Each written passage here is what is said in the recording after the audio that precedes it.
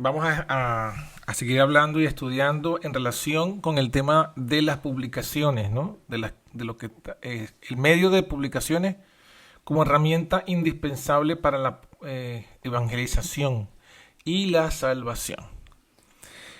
En la primera carta del apóstol Juan, en los 4 primeros versículos del capítulo 1, encontramos cómo él abre esa carta, lo que él da, el mensaje que él da, y justamente en ese mensaje que él da, justamente él también deja por sentado la importancia del ministerio de las publicaciones en la obra de la evangelización y en la obra de la salvación.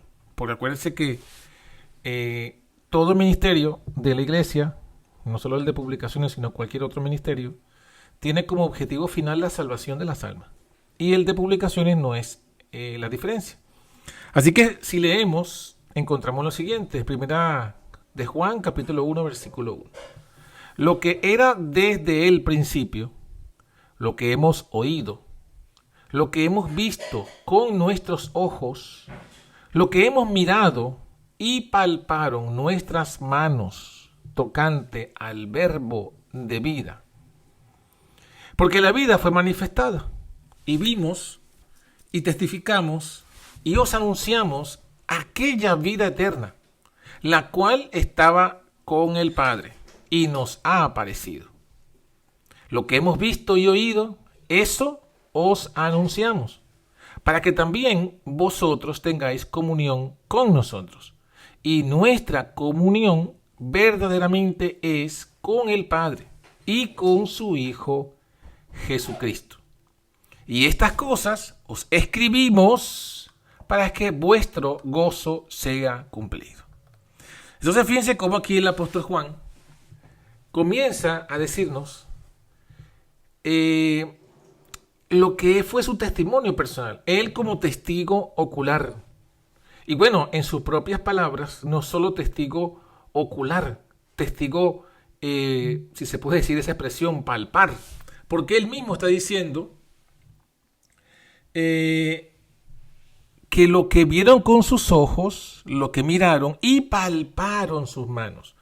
¿Y tocante a qué? Tocante al verbo, al Hijo de Dios. Y dice que eso es, él dice, la vida fue manifestada. Y vimos y testificamos. O sea, él fue uno de los 12 escogidos para ser testigo. Testigo ocular, testigo visible. ¿De qué? De la vida. De la vida. Esa vida eterna, dice él. Esa vida eterna que estaba con el Padre y que se nos ha aparecido. O sea, él aquí define que el verbo es la vida eterna. Esa vida estaba con el Padre y se manifestó. Ahora, todo él, o sea, él dice, esa vida eterna la hemos visto con nuestros ojos. La hemos mirado, la hemos palpado. Se ha manifestado, la hemos visto y también la hemos oído. Y dice que todo eso que del cual él es testigo, según todos los sentidos, ¿no? El sentido de la vista, del tacto y del oído, dice, eso es lo que anunciamos. O sea, ese es el evangelio. Esa es la salvación. Esa es la vida eterna, de hecho lo dice. Esa es la vida eterna. Y dice, ¿cuál es el objetivo? Dice, de ese anuncio, de esa predicación. El versículo 3. Para que también vosotros tengáis comunión con nosotros. O sea, quiere decir con los apóstoles. Pero luego dice, y nuestra comunión verdaderamente es con el Padre y con su Hijo Jesucristo. Entonces, eso es importante. ¿Por qué? Porque está diciendo muy claramente que la vida eterna, tenemos que tener comunión con la vida eterna, que es Jesucristo. Pero fíjense lo importante que él menciona. Él menciona que esa vida eterna, esa comunión verdadera, esa participación verdadera, es con el Padre y con su Hijo Jesucristo. Ese compañerismo, esa coinonía, esa coinonía, esa comunión, ese compañerismo, es con el Padre y con su Hijo. Y eso no deja de tener relación, o sea, cuando uno lo lee, indudablemente piensa en Juan 17, versículo 3, que dice que la vida eterna justo está, o sea, vuelve a hablar de la vida eterna, y esa vida eterna consiste en conocer al Padre, conocer, o sea, también está hablando de una comunión íntima, una relación íntima con el Padre y con el que el Padre envió, que es el Hijo. Pero claro, él dice que nosotros, o sea, él fue quien vio a Jesús. Él fue quien vio al verbo de vida. Él, como los apóstoles, fue quien lo tocó, quien lo vio, quien lo escuchó, quien aprendió. Nosotros no lo hemos visto de esa manera como lo vieron los apóstoles.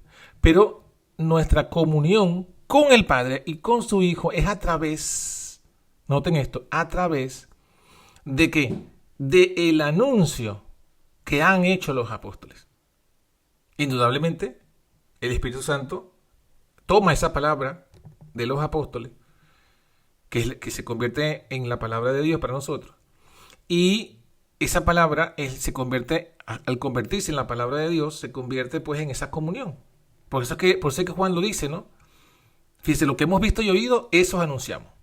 O sea, el anuncio que ellos vieron, eso es lo que ¿qué hace? Dice, para que tengan comunión con nosotros, con el Padre, con su Hijo Jesucristo. O sea, nuestra comunión es a través de la Escritura.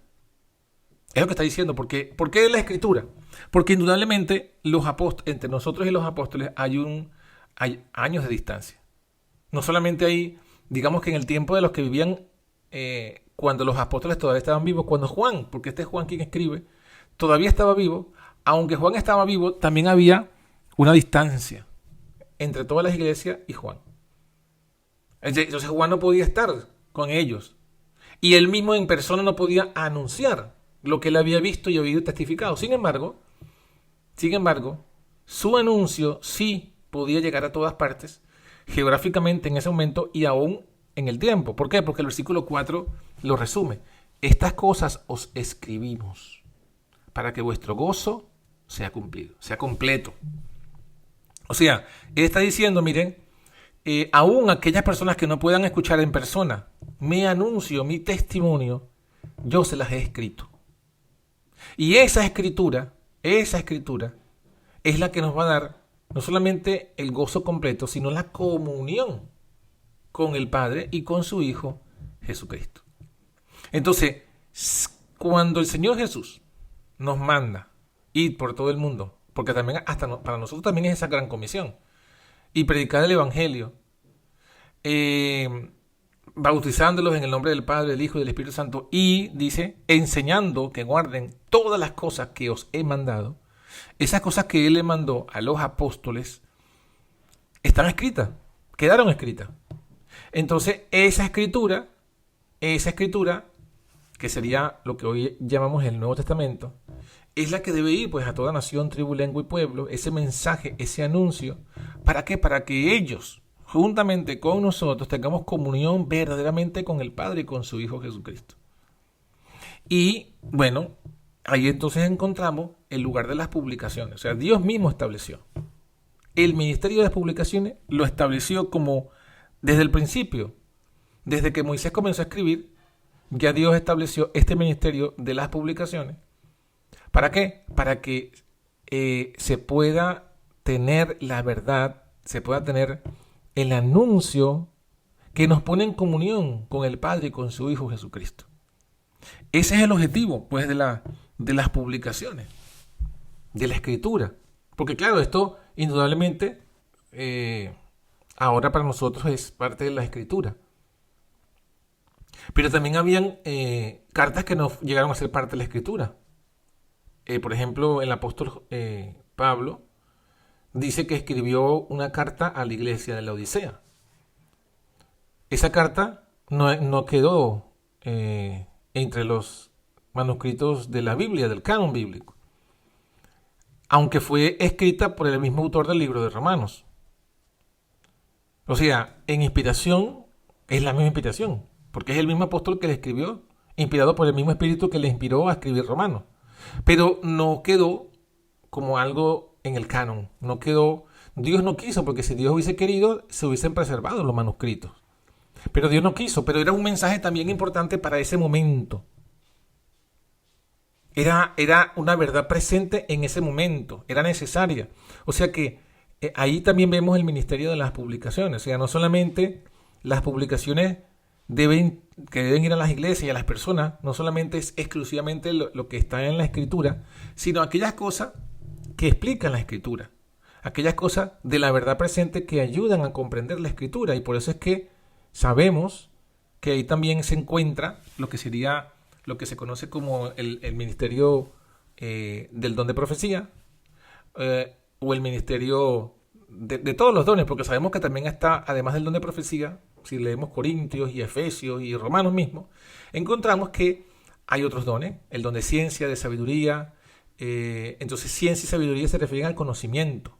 Y sabiduría es lo mismo, porque sabiduría se refiere a la profecía también. Acuérdense que hay varias partes en la escritura, sobre todo Apocalipsis 13 y Apocalipsis 17, que dice, aquí hay sabiduría. El que tiene entendimiento calcule el número de la bestia. Entonces, está hablando de profecía también. El don de interpretar las profecías. Todo eso era necesario que también se escribiera. Quizás no quedó como algo canónico, como el canon, como parte de la escritura de la Biblia, pero también fueron inspirados. ¿Y con qué objetivo? Bueno, en su momento era para llevar la verdad presente y que la gente comprendiera el testimonio de los apóstoles. Y al comprenderlo, tuviese comunión, como hemos leído, comunión. Y comunión con el Padre y con su Hijo Jesucristo. Entonces, si desde el principio que comenzó la escritura de la Biblia, que fue con Moisés, justamente Dios no quiso, y eso es algo que los católicos no comprenden, Dios no quiso dejar su palabra a la memoria del pueblo. Porque eso es lo que es la tradición. ¿Qué es la tradición? Chisme. Chisme oficializado. Perdonen que use esta expresión así muy, muy popular, pero eso es lo que es la tradición.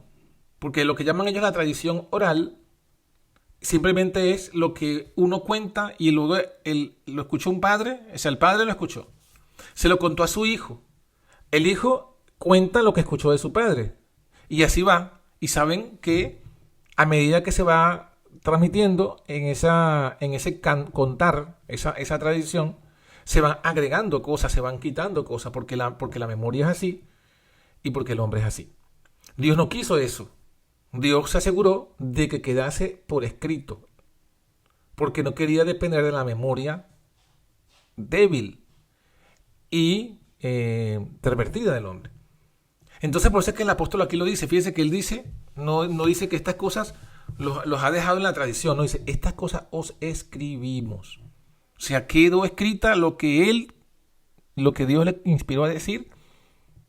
Y sabemos también que Apocalipsis lo dice. Después que terminó Juan de recibir la visión, se le dice que nadie puede añadir las palabras, si queda una palabra de esa profecía, o quitar, porque Dios quiso que esas palabras así permanecieran. Entonces, las publicaciones de la verdad presente son importantes, han estado desde el principio de la revelación bíblica, han estado en unidad con eso, con la revelación. Han sido el medio que Dios ha escogido para llevar la verdad, para que tengamos esa comunión. Fíjense que a veces uno, no sé si les habrá pasado, que a veces uno piensa que ha leído, no, yo creo que lo he leído en Elena de White. Yo creo que lo he leído, me parece, yo como que lo recuerdo. Y yo, bueno, en el poco tiempo que tengo de experiencia en el mundo adventista, me ha pasado a mí y he visto cómo le ha pasado a otros.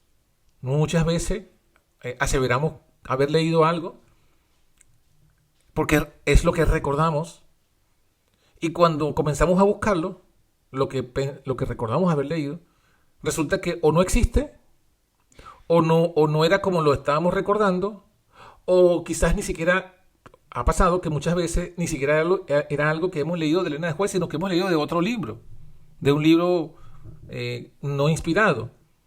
Y luego pensamos en nuestra mente, en nuestra memoria, pensamos que eso lo leímos en el espíritu de profecía. Por eso es que nosotros mismos no podemos depender de nuestra memoria.